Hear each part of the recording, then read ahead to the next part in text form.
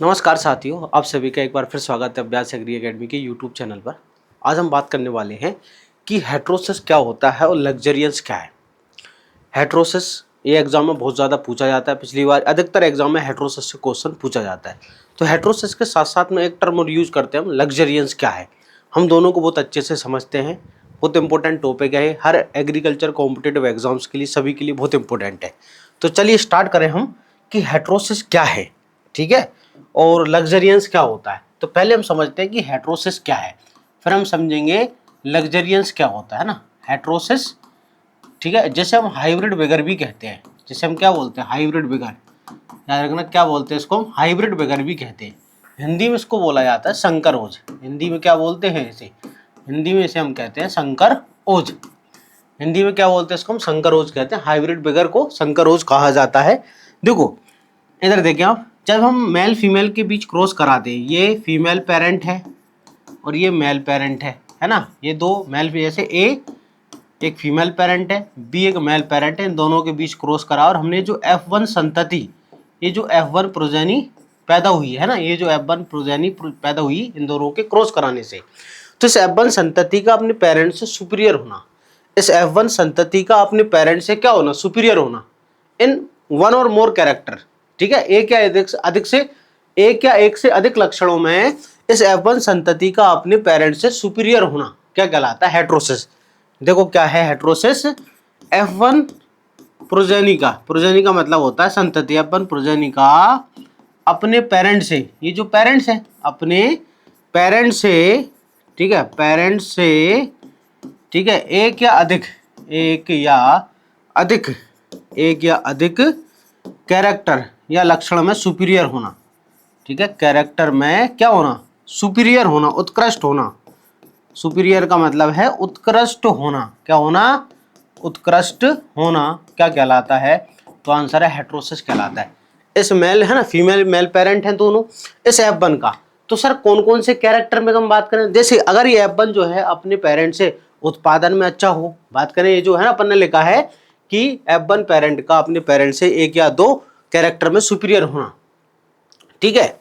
जैसे कौन कौन से कैरेक्टर, पहले इंग्लिश में देखें कि है ना, सुपीरियरिटी ऑफ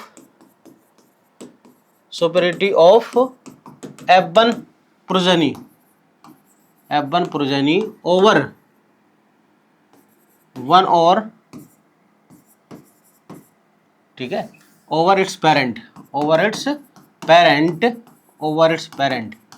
इन वन और मोर कैरेक्टर, इन वन और मोर कैरेक्टर, एक से अधिक लक्षणों में F1 इस प्रोजेनी का सुपीरियर होना क्या कहलाता है, तो आंसर है हेटेरोसिस, संकरोज हम जैसे कहते हैं। तो जैसे सर ये F1 संतति जो है, ये जो F1 संतति में बात कर रहा हूं आपसे, F1 संतति या F1 प्रोजेनी की मैं बात कर रहा हूं, ये अपने पेरेंट से उत्पादन में अच्छी होती है, किसमें, उत्पादन, ईल्ड में अच्छी होती है। ये जो F1 संतति अपने पेरेंट से उत्पादन में, ठीक है, जनरल विगर, जनरल का मतलब ग्रोथ, एक प्रकार से जनरल विगर का मतलब होता है कि ग्रोथ, वेजिटेटिव ग्रोथ।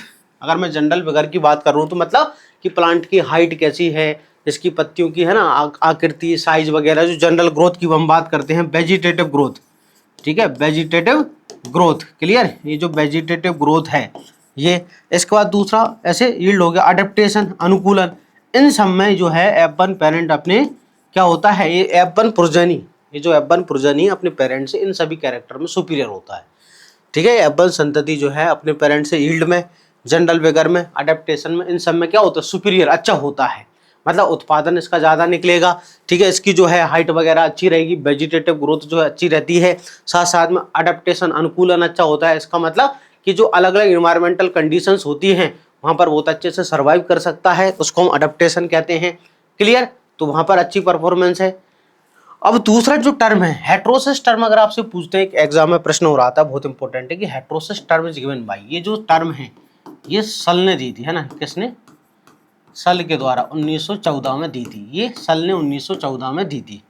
अब हम बात करते हैं लग्जरियंस, जो हमारी हेडिंग थी सबसे पहले कि लग्जरियंस क्या है ना। लग्जरियंस जो होता है, देखो है ना, किसकी बात कर रहा हूं मैं, लग्जरियंस की, ठीक है।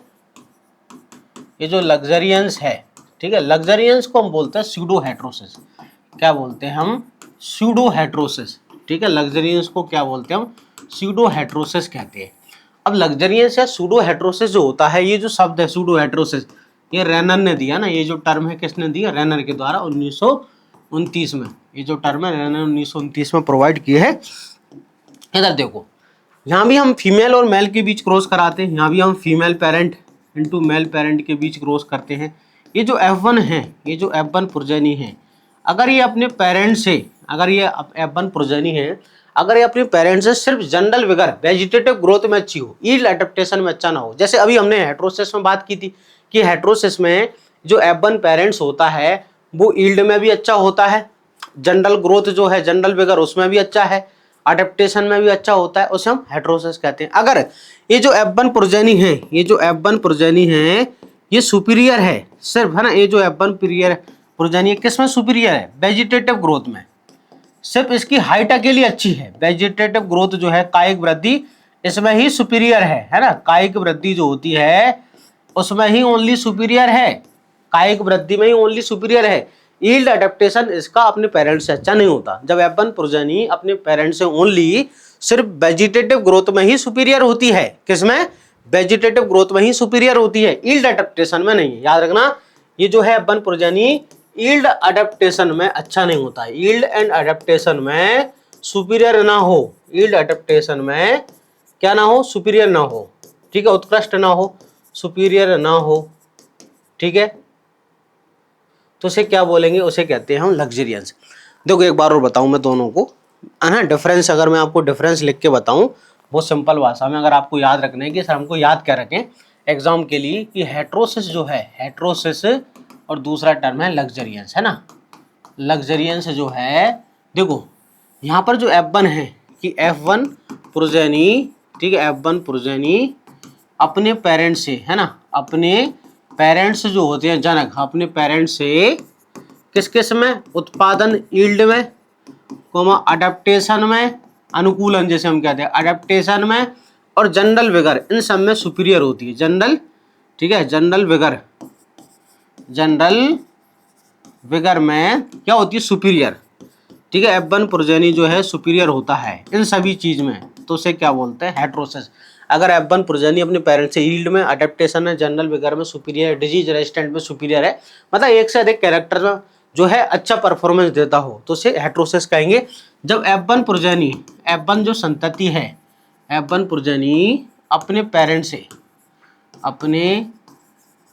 से, ठीक है, ओनली किसमें, जनरल विगर, है ना, ओनली वेजिटेटिव ग्रोथ या जनरल विगर आप कहो, वेजिटेटिव ग्रोथ का हो या जनरल विगर एक ही बात है ना, जनरल विगर, ठीक है, जो सामान्य ग्रोथ होती है जनरल विगर में सुपीरियर हो,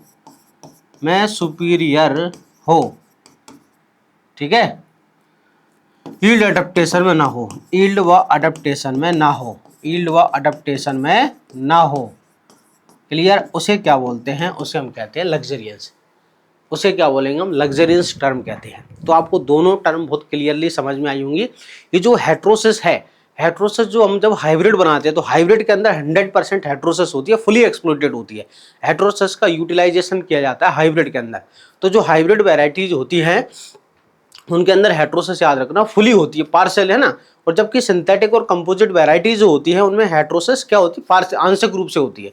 हेट्रोसिस जो है 100% याद रखना किसमें सबसे ज़्यादा होती है, तो हेट्रोसिस ज़्यादा होती है क्रॉस पॉलिनेटेड क्रॉप्स के अंदर और हाइब्रिड में, याद रखना, है ना। जो क्रॉस, देखो हाइब्रिड ज़्यादा किसमें बनाए जाते हैं, क्रॉस पॉलिनेटेड क्रॉप में। तो जो हाइब्रिड्स होते हैं उसमें 100% आप याद रखना हेट्रोसिस होती है, फुली एक्सप्लॉइटेड, मतलब हेट्रोसिस का ज़्यादा से ज़्यादा यूटिलाइजेशन होता है। जबकि सिंथेटिक और कंपोजिट जो वेराइटी होती है वो हेट्रोसिस क्या होता है, पार्शियली, आंशिक रूप से होती है, क्लियर। तो दोनों टर्म आपको बहुत अच्छे से समझ आई होंगी, जो कि अधिकतर एग्जाम्स में पूछी जाती है, हेट्रोसिस पूछी जाती है, ये टर्म किसने दी वो पूछी जाती है। तो दोनों कंसेप्ट बहुत अच्छे से आपके क्लियर हुए हैं। अगर आप चैनल पर नए हैं तो चैनल को सबसे पहले सब्सक्राइब जरूर कर लें, क्योंकि आपको इसी प्रकार के जो इंपॉर्टेंट कंसेप्ट के वीडियोज़ हैं वो आपको यहाँ पर मिलते रहेंगे। और जो स्टूडेंट अभी assistant director of agriculture exam की प्रिपरेशन कर रहे हैं, एडीए मध्य प्रदेश के अंदर सहायक संचालक एग्जाम की प्रिपरेशन, तो उनके लिए 25 अप्रैल से एक नया बैच स्टार्ट हुआ है, वही हिंदी प्लस इंग्लिश मीडियम है। फीस जो है 3000 रुपये है, ओल्ड स्टूडेंट के लिए 2500 रुपये है, ठीक है। न्यू स्टूडेंट के लिए आप देखोगे 3000 है और ओल्ड के लिए 2000 है ना। हिंदी प्लस इंग्लिश दोनों मीडियम है, सारी चीज़ आपको इसके अंदर मिलेगी। तो आप इसको ज्वाइन कर सकते हैं। इसमें क्लासेस जो है मंडे से, आज 25 है, क्लासेस मंडे से स्टार्ट होगी। टाइमिंग जो है इवनिंग में 7 से लेकर 10 PM हमारा टाइमिंग है। तो अगर आप चैनल पर नए हैं तो आपसे एक रिक्वेस्ट है, चैनल को जरूर है ना क्या करें, सब्सक्राइब कर लें और इस सेशन को लाइक एंड शेयर ज़्यादा से ज़्यादा करें। अपने मित्रों को जो तैयारी कर रहे हैं उनको इस वीडियो को भेजें कि इस प्रकार से आपको कंटेंट पढ़ना है। मिलते हैं हम नेक्स्ट वीडियो के अंदर, तब तक के लिए जय।